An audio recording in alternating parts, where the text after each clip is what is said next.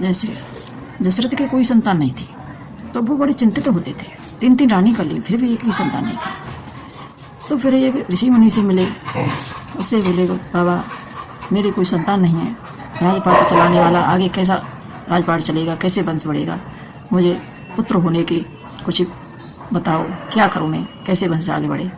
जब ऋषि मुनि ने एक खीर दे दी, खीर दी कि जाओ इन 3 रानियों को और खीर खिला देना, तुम्हारे पुत्र हो जाएंगे। जब राजा दशरथ आए थे ऋषि मुनि ने खीर दी और खीर खा के 3 रानी गर्भवती हुई।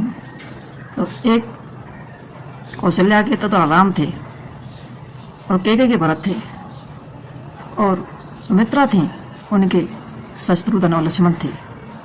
4 पुत्र हुए, क्या तो एक भी नहीं था कि 4 पुत्र हुए, और पुत्र हुए तो बड़ी बड़ी खुशियाँ छाई थी, बहुत मंगल हुए थे, राजा का वंश आगे बढ़ा।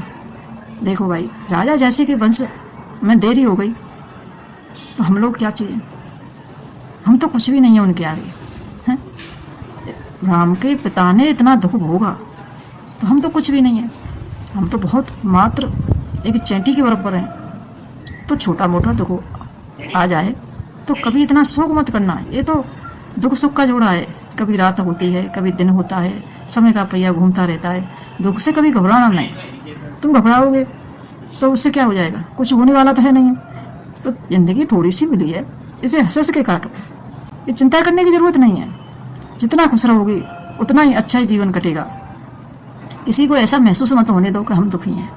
अरे देखो, विपत्ति तो राजा दशरथ पे भी आई थी, राम जी पे भी आई थी, किस पे विपत्ति नहीं आई है? वो तो 3 लोगों के स्वामी थे, उनको भी वन जाना पड़ा, वनवासी होना पड़ा, तो हम कौन से खेत की मूली हैं।